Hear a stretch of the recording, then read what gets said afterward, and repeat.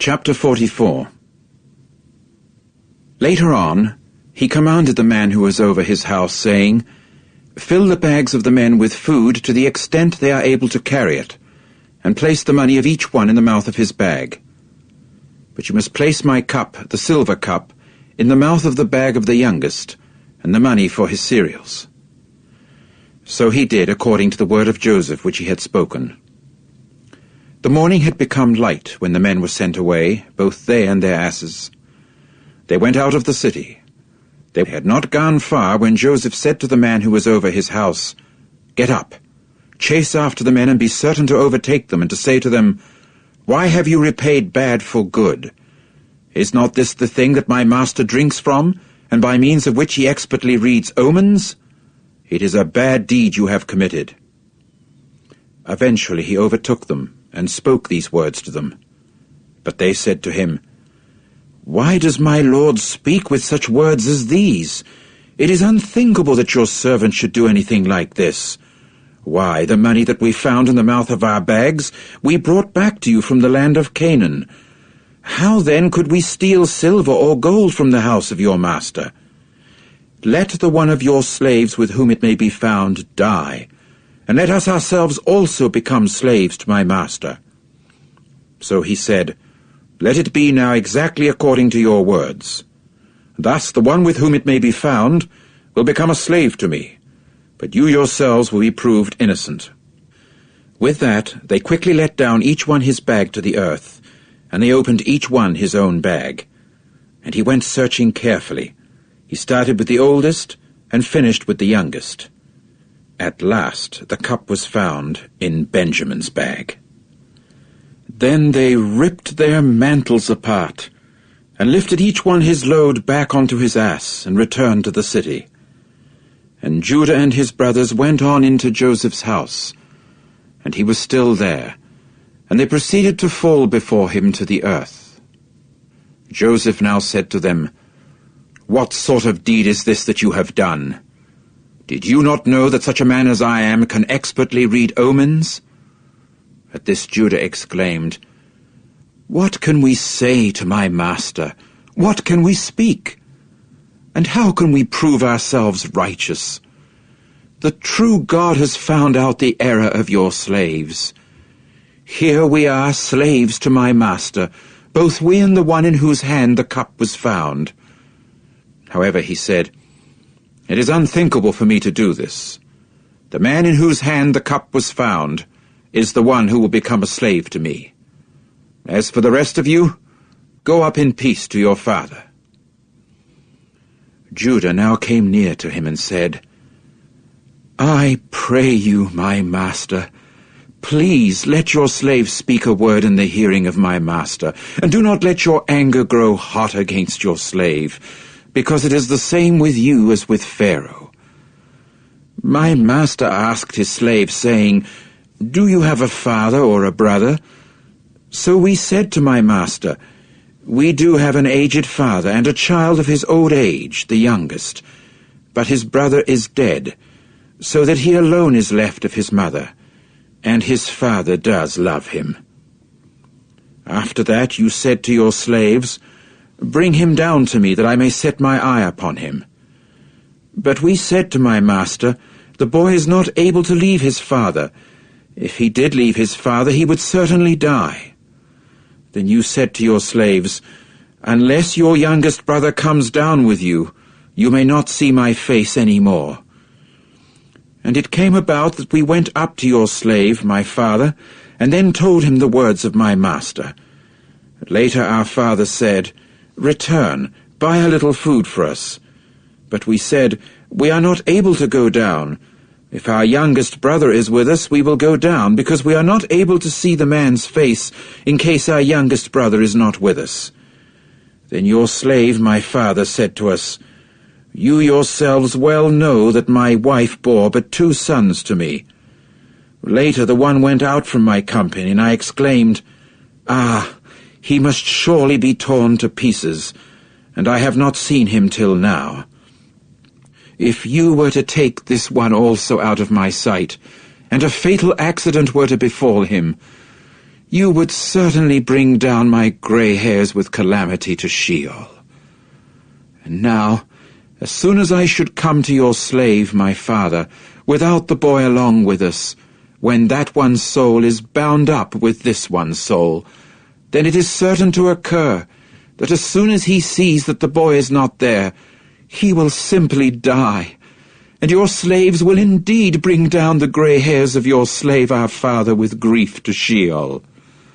For your slave became surety for the boy when away from his father, saying, If I fail to bring him back to you, then I shall have sinned against my father forever.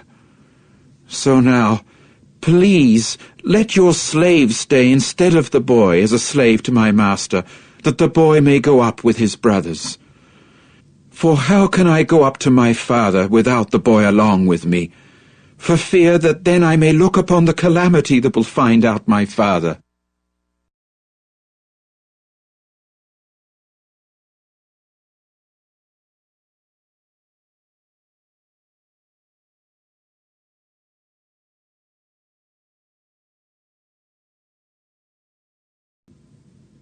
Chapter 45.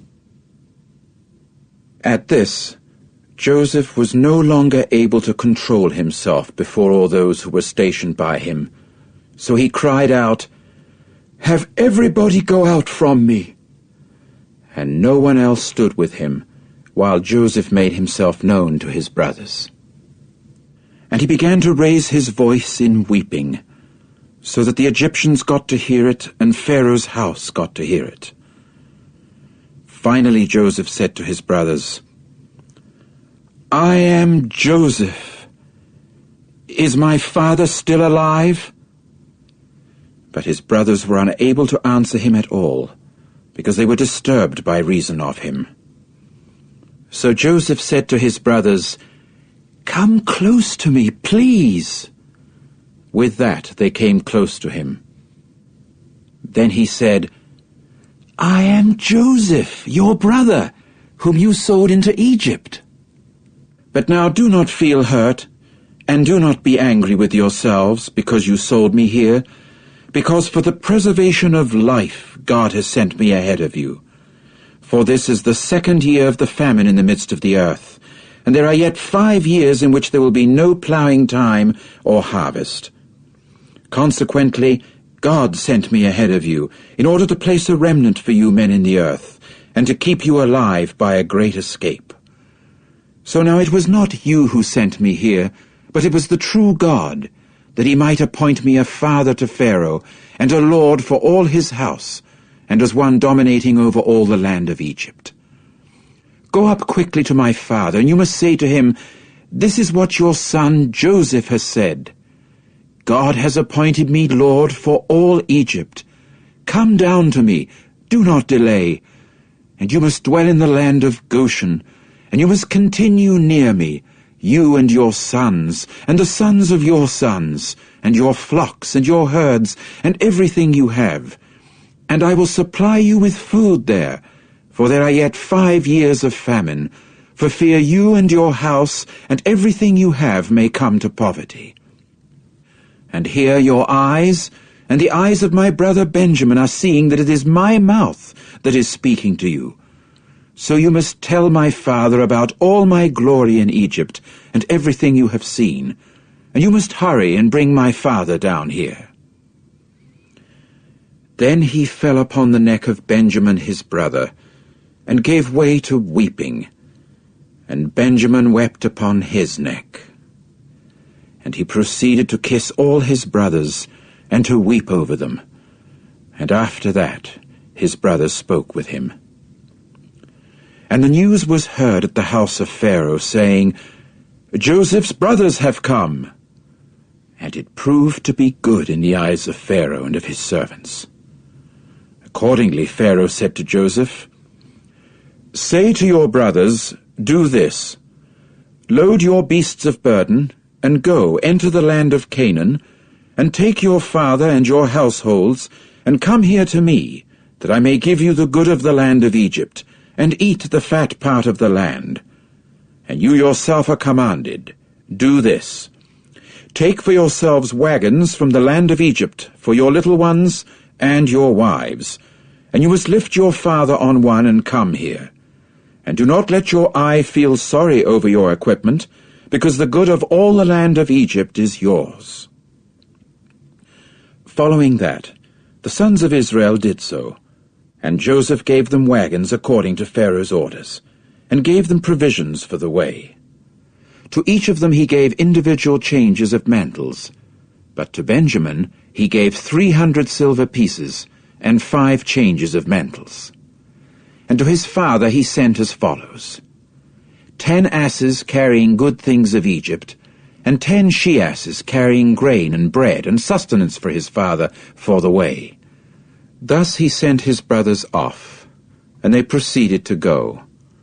However, he said to them, "Do not get exasperated at one another on the way."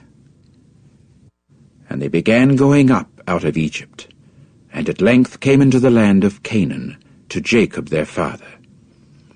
Then they reported to him, saying, "Joseph is still alive, and he is the one dominating over all the land of Egypt."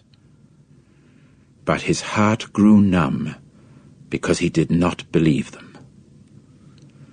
When they went on speaking to him all of Joseph's words that he had spoken to them, and he got to see the wagons that Joseph had sent to carry him, the spirit of Jacob their father began to revive. Then Israel exclaimed, "It is enough! Joseph my son is still alive. Ah, let me go and see him before I die."